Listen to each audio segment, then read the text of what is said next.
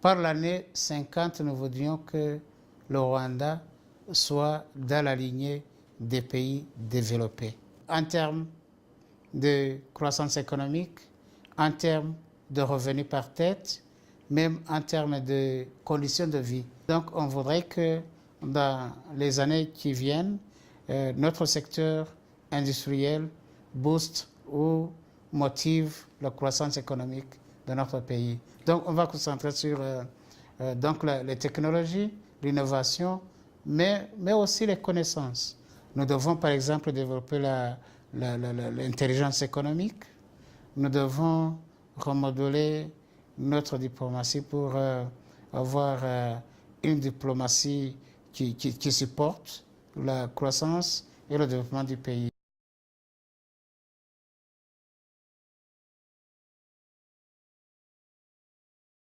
Dans notre système d'éducation, on va mettre l'accent sur les technologies, sur les sciences, sur les activités pratiques plutôt que l'éducation théorique. Ça, c'est au niveau de l'éducation.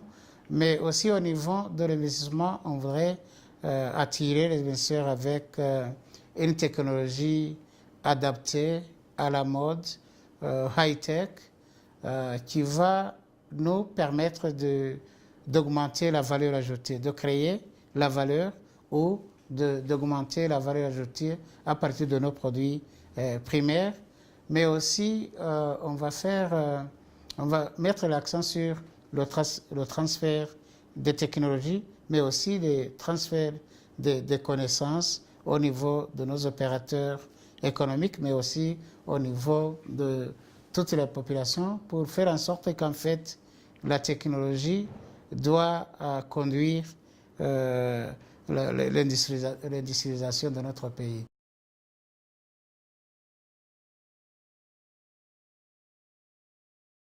On n'a pas encore atteint le seuil voulu. On voudrait vraiment augmenter, atteindre le seuil, par exemple, de 30% de notre produit intérieur brut, l'investissement total, que ce soit l'investissement public et l'investissement privé, atteindre un seuil de 30% de notre produit intérieur brut.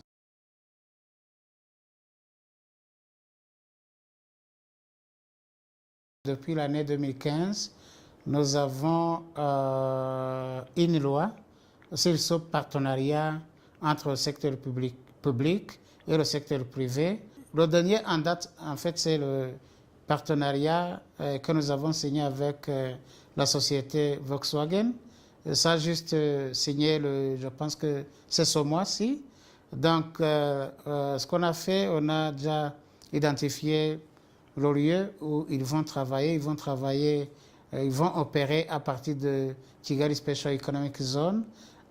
Nous avons ménagé, en fait, de les mettre en contact avec d'autres opérateurs privés rwandais, de telle sorte qu'en fait, c'est un investissement que nous saluons en tant que pays parce que la production va se faire ici au Rwanda, mais le marché, ça sera plus qu'au Rwanda. Ça sera au Rwanda, ça sera l'East African Community, mais aussi ça sera toute l'Afrique et tout le monde. Donc, ça va dans notre volonté de voir une production qui se fasse ici dans notre économie par les investisseurs étrangers, mais aussi par les investisseurs domestiques. Donc, c'est un investissement dans lequel nous plaçons beaucoup d'espoir.